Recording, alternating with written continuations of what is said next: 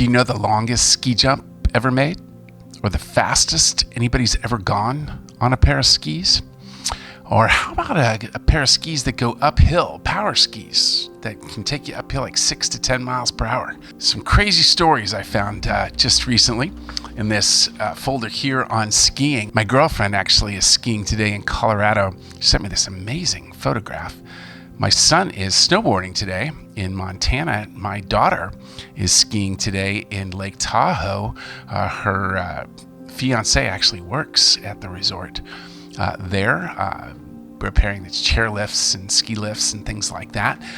So I thought today would be a great day. I found this folder recently on skiing in the Strange As It Seems archives, and I thought, great day for an episode on skiing. Let's dive in. Welcome back. This is Jeff Hix, curator of the Strange As It Seems archives and grandnephew of John Hix, who created Strange As It Seems back in the late 1930s. So beginning as we always do in the era of John Hix, who created Strange As It Seems, there's usually one or two from the very, very early the first couple years of Strange As It Seems. You can always tell because they don't have a date on them, but what they do have is the mantra at the bottom. If you don't believe any of this, write to the author for proof.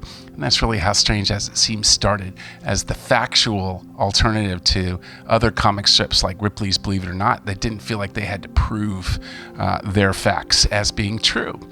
So this one is I think this is 1928, but it's Manfred Jacobson traveled 42 miles on skis in 7 hours, 39 minutes. This is from Klamath Falls, Oregon to Crater Lake and back in, it looks like 1928. And just a few years later, in 1931, Walter Stark traveled on skis from Innsbruck, Austria to Berlin, Germany. This one for 960 miles on skis. And as is usual for these subject folders, there's almost always a John Hix scrapbook. And I think that's kind of how these folders started getting put together. He would grab them and sort of put them in by subject. But this John Hix scrapbook from 1937 has some amazing facts going around the horn. We've got endurance champs. We'll talk more about some endurance races, but here's another one. This was even more. 5 Russians traveled 5,590 miles on skis, and they did that in less than 6 months. This is from Lake Baikal to Murmansky. It's back in 1935. Skiing, man's oldest method of snow and ice travel. It's been used for over 3,000 years. Ski is an abbreviation. It's from the Finno-Ugrian suski, meaning snow glide shoe. Fascinating. Whole armies traveled by ski in Sweden's wars under Gustavus Adolphus. Here's another one. Ski jumpers attained speeds as high as 110 miles per hour before the takeoff. Skiing without snow is actually a popular summer sport in the Colorado sand dunes. At least it was in 1937. And then we have Sylvia Potter for female skiers, and I actually found the comic strip in here as well. She's from the Rocky Mountain Ski Club. She was probably, it looks like, one of the first ones to ever do a backflip. This is in Estes Park, Colorado. I've got some of the magazine articles of her doing an amazing backflip. Crazy. And, while I was digging in, too, I found this. It's pretty amazing. 1939, January 3rd, Look magazine, the British royal family. And on the back, we have an expert here doing a forward somersault. It's a step-by-step picture story of a somersault on skis by Tom Clement. So basically how to do a forward one, but here's Sylvia doing one backwards. And the final one of the John Hix scrapbook here is Ryder Anderson. He had jumped 311 feet. This was greater than the length of a football field back in Yugoslavia in 1935. Only one other man at the time had gone over 300 feet. We have Thorsger Hemestvedt. Sorry, I probably massacred that.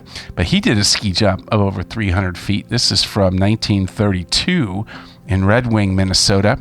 And then a little bit later on, we had Joseph Bradel. here, and I guess this is 1938, and Yugoslavia had jumped 351 feet. And I did a little research just to find out today, 100 or so, or almost 100 years later, but who had the longest ski jump as of today. And there's actually a couple, I guess officially. An official competition is 254 meters. So that's 835 feet, set by Domen Prevc. This is in Planica, Slovenia, in March of this year, 2025. But on 23rd and 24th of April in 2024, a skier with the last name of Kobayashi, he made 4 successful attempts to unofficially break the world record. It was a temporary ski flying hill in Iceland. And on that day, he jumped 256 meters or 840 feet. Extraordinary. The longest ski jump to date, world record, at least as it stands today. And going back again to 1931, starting a lot of comic strips that I saw about the fastest skiers, but it started with Chiogna, who traveled 81 and 0.8 miles per hour on skis. This was near Engadine Valley in Switzerland. Looks like a little later in 1938, Tommy Todd set what was claimed then as the all-time ski speed record, at least for the United States. He went 1,804 feet in 14 seconds. So that actually cracked 87 miles per hour. And of course, doing some research as of today, close to, I guess, 90 or so years later, the fastest anyone to date has ever gone on skis is 255 kilometers. So it's 158 miles per hour. It's a world record set by the French speed skier Simon Billy. And this was in Vars, France, in March of 2023. And more from the John Hix era, we have the one-legged slalom racer. How about this? Jean-Yves Gosselin from Quebec, Canada. He's a champion skier, but only on one leg. We have some amazing letter as well as a photograph of this amazing Jean-Yves Gosselin and the Canadian National Railways. A couple of letters in here to corroborate the fact, as well as some photographs. Amazing skier. This is pretty amazing. Should get this framed for somebody I know that loves skiing, from the Herald Tribune magazine, New York Herald Tribune. Incredible, from 1934. What a great, and in that was an article about a group of Russian girls led by Vera Lyubimova. One of the longest ski trips on record, and it was actually, strangely enough, and you can see them here, these just small girls. They traveled 3,500 miles. Incredible. Winter pilgrimage from Outer Mongolia, known as the Buryat Mongolian Autonomous Socialist Soviet Republic back in the USSR. Longest trip at that time ever made on skis, although we just found another one from the 1930s that was longer. But what an extraordinary story of Mongolian ski girls. How about this? A snowman skier, 40 feet tall. Kidding me? That's crazy. I have a photograph in here. It was the students of Dartmouth in 1941. Holy smokes, look at the size of that snowman. Reminding me of the joke, what does one snowman say to his buddy? You smell carrots? But looking at this guy, I have to admit, looks like a pretty nice life being a snowman, because you get to chill all day. And moving on into the era of Elsie Hix, who took over, strange as it seems, in 1948, really carried it through into the 1960s. But she's got one here of Peter Putnam. After losing his eyesight in a gun accident, he learned to ski. And now he actually qualifies. This is 1951, I guess, 52. But apparently at this time he qualified for ski competitions as a blind skier. Incredible.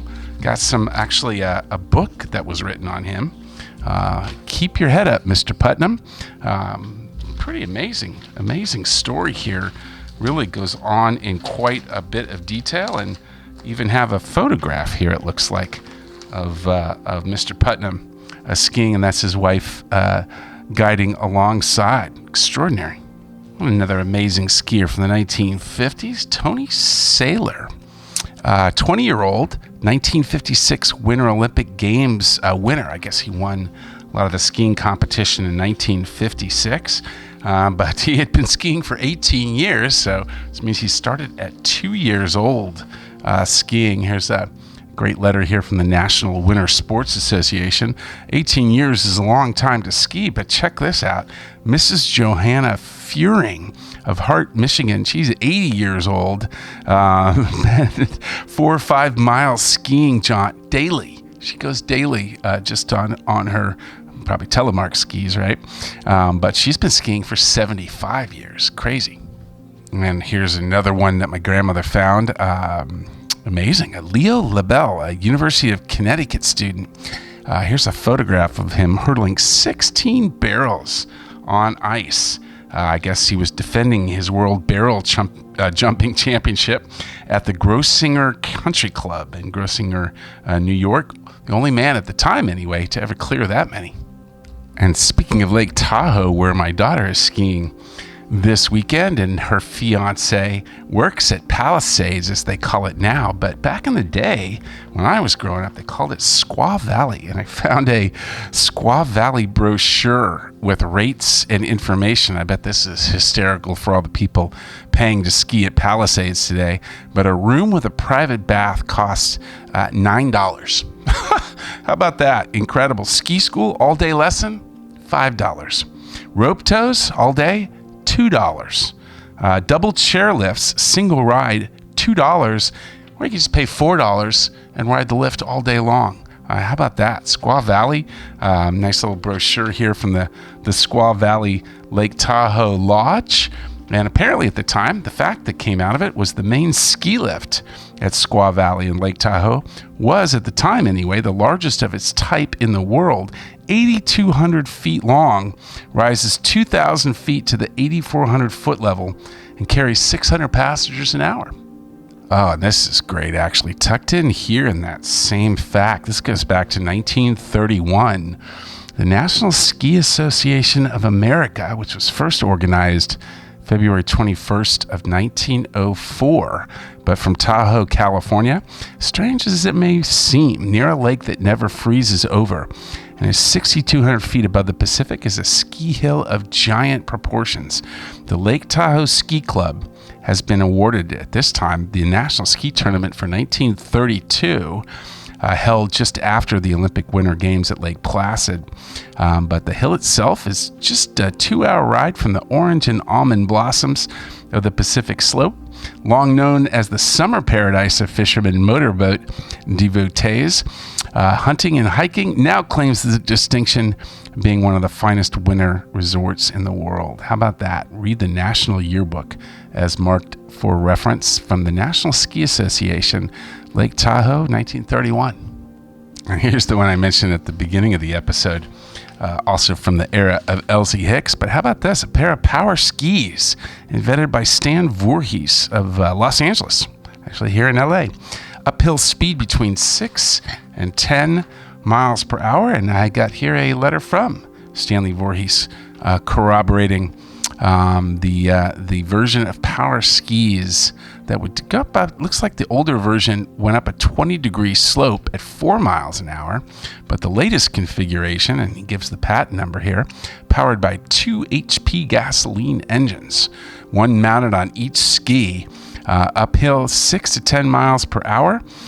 Speed on the gliding surface downhill can be 35 miles per hour or more.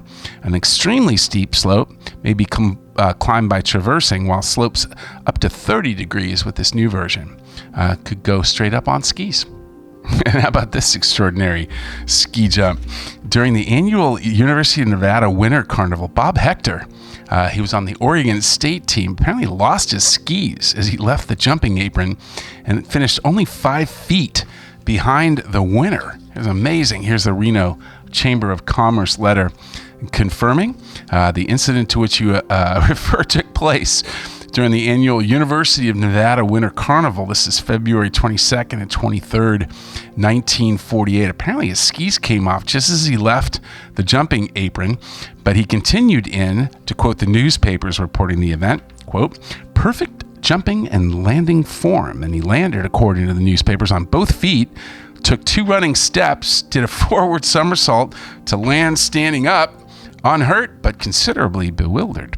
And after the jump, the distance of his flight through the air was measured at 63 feet. With his perfect takeoff and jumping form, the judges were quoted as saying he would have taken 3rd place, except for the technicality requiring skis. And the final few here, which is crazy enough, actually got into water skiing, but it looked like here in the Lake of Geneva region in Switzerland, a visitor can witness a ski race in the morning and a water ski competition in the afternoon. Same teams competing in both. And then she had a few here on water skiing. We got Karl Nemestnik, Austrian schoolmaster, apparently walked across the English Channel on a pair of water skis. How about that? 1931. Got some letters here from the Austrian State Tourist Department corroborating that. Extraordinary feat. And then again, here's that downhill water skiing contest held in Montreux, Switzerland. This is 1955. Starts on the snowy Swiss slopes and ends atop the blue waters of the lake. And then a couple of pretty extraordinary water skiers. Jim Hubbard here, I guess he was the first guy to ski without skis. This is the first barefoot.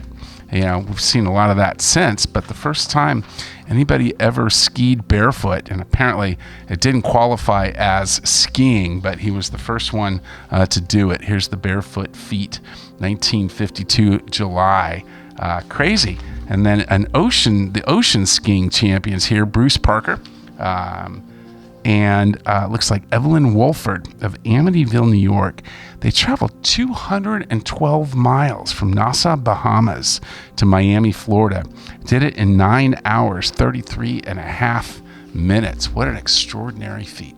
Well, that wraps it up for this week's episode, taken from this extraordinary folder on skiing in the Strange As It Seems archives. If you like content like this, please hit the like button, leave a comment, definitely hit the bell to subscribe. We'll be back every week with more and more episodes through the coming months and years as I keep diving back through the archives. And I'll finish, as I always do, with the book from Strange As It Seems by John Hix and his foreword at the beginning of the book. This author launches the book of the curious in nature and humankind on the vast sea of public opinion, with the hope that it will fulfill its mission to entertain and acquaint its readers with some of the marvels of the world in which we live.